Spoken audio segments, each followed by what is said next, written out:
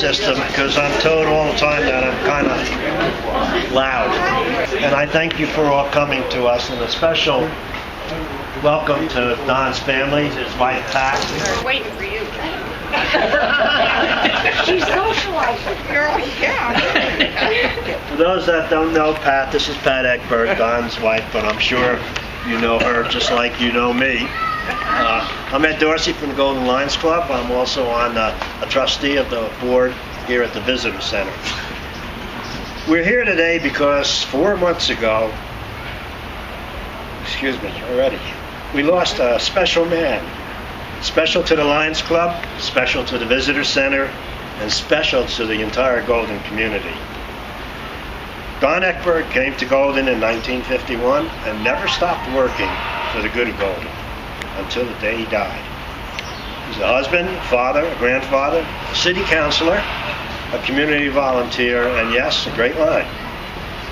This beautiful building, which is the Golden Visitor Center, was built some 17 years ago.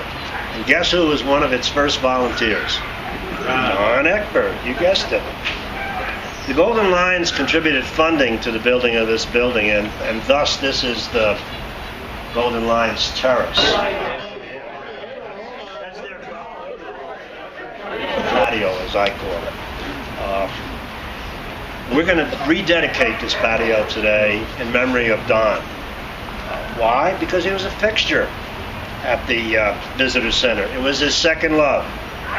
He not only did an outstanding job of giving visitors the information they needed to enjoy this great city of ours, but also served as handyman, the great handyman, fixing toilets, changing light bulbs, anything else that Gary Wink made him do.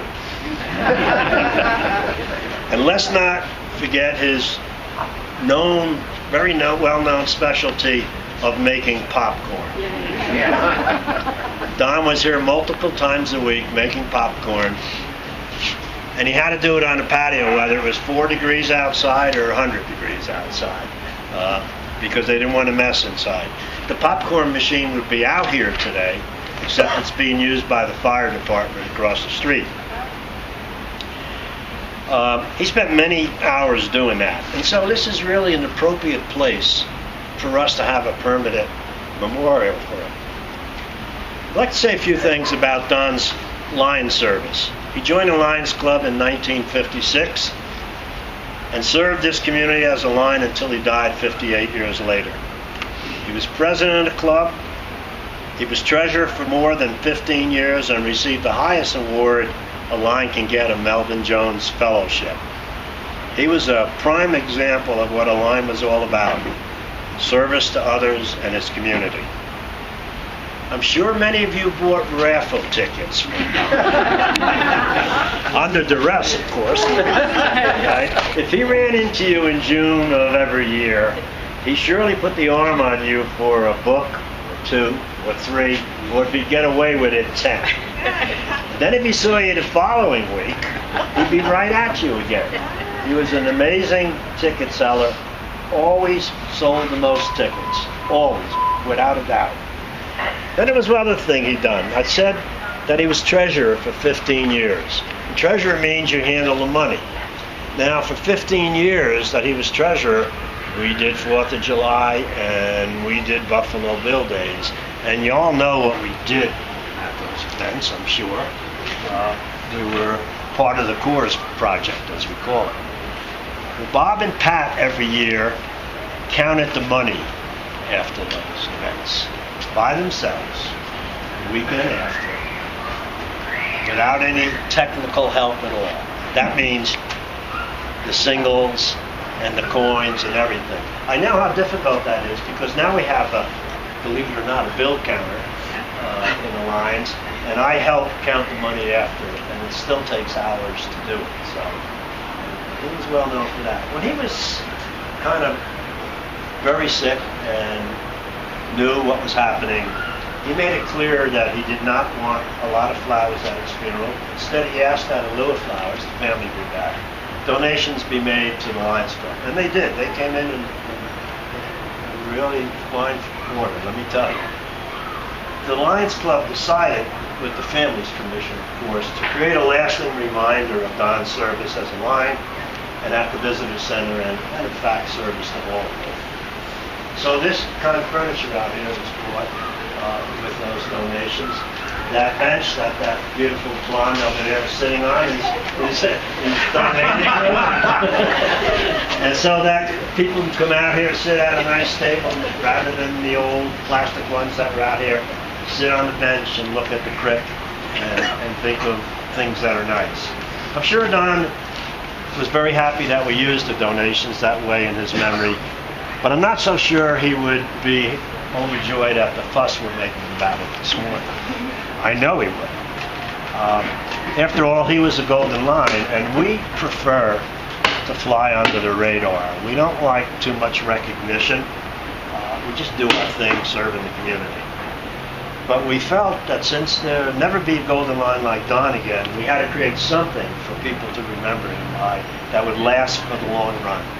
We've done it for a couple of other lines, but not too many. This is an important thing. I'm coming to the end of my rocks. Before the family unveils what we have on this wall over here, I invite anybody who wishes to say a few words in remembrance, brief ones of course, to stand right up and do it right now. 12 years, and it'll be something I never forget. He was so pleasant, willing to work, and everybody loved him. Thank you, Margie. I was invited to come back to this by Ed, and I couldn't miss it, and I do work part-time now, but I had this Saturday off. But I wanted to say one thing. If Don were here, the water faucet in the men's room would be working.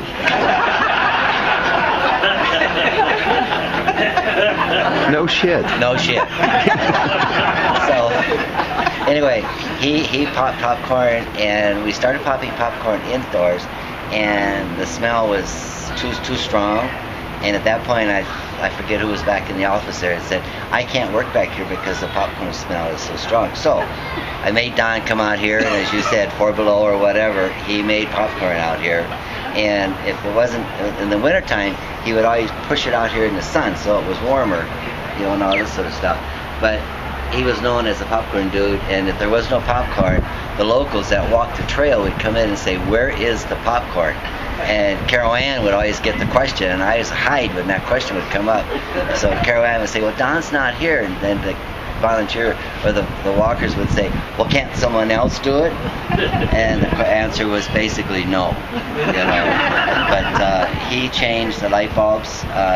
He even taught his grandson how to do that. Crawl up on the ladder and all this sort of cool stuff. But he was like my right-hand man for many, many years.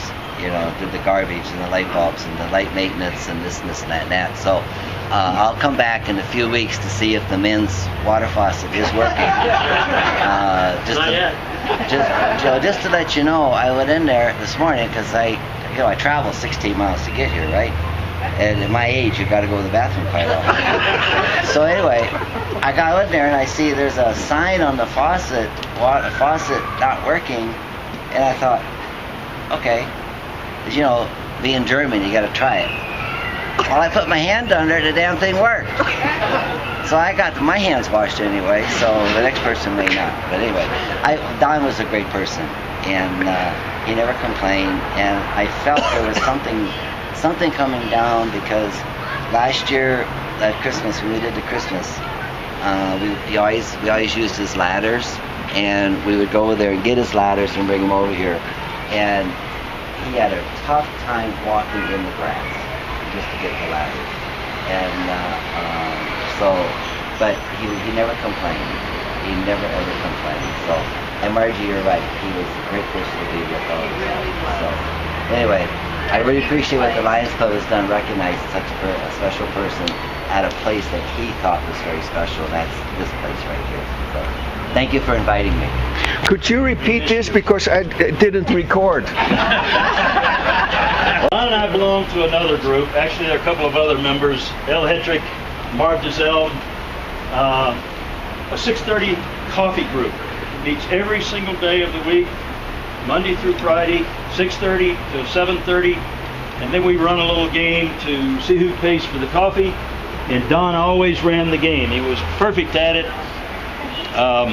But we noticed over the last 4 or 5 years that he seemed to be losing a lot, and it's because we had figured out his strategy for picking numbers. So he probably paid for coffee a lot more. The same group would gather for breakfast on Saturday morning, usually at 7 o'clock at one of the local restaurants. But he was in that coffee group for, I believe, about 45 years. They started at the Holland House, which is now the Table Mountain Inn. Then they went to the restaurant, but it was something before the Golden Ram. I can't remember what it was. Then it changed into the Golden Ram. When that closed down, the coffee group moved over to across the street to the old Armory building, and that coffee group is still meeting there. We're running out of members. Used to be Tom Plummer, Roy Clare, a number of other people belong to that group. So we welcome you.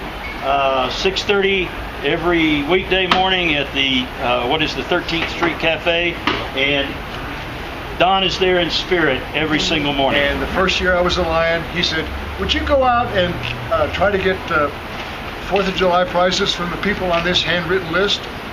Well, you know where it's gone from there. Thank you, Nick. I wasn't really planning on this.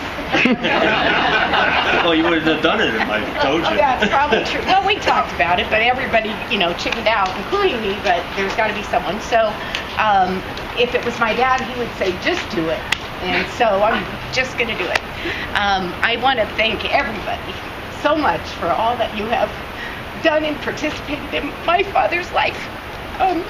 And for remembering him here, just incredibly touching, and I'm so grateful that his memory will live on, and that each one of you has done something really special in his life, and that you were part of it, because you are what made him who he was.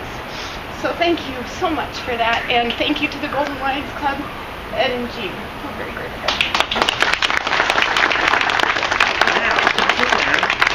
I'll ask you, your mom, and Mike to come over here. We'll do a little unveiling.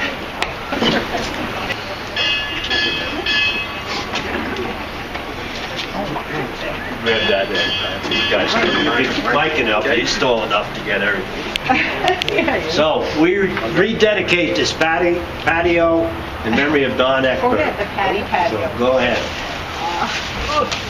Grill a table.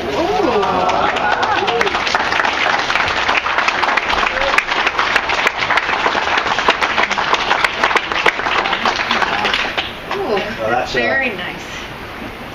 and that'll be here forever. It's made out of indestructible stuff. So. I thank you all for coming today. It's nice to see this many people here. We do have some light refreshments over there. And I've been asked by the fire department to tell you, since you're down here, they have a safety fair going on next door.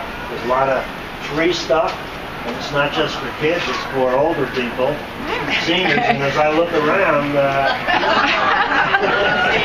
present company excluded. But anyway, thank you very much on behalf of the Lions Club and the Visitor Center. Thank you.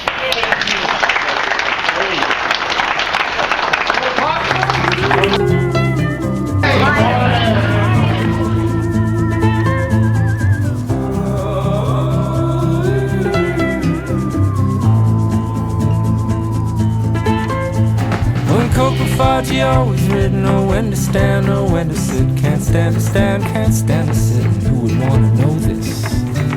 Click, click, click.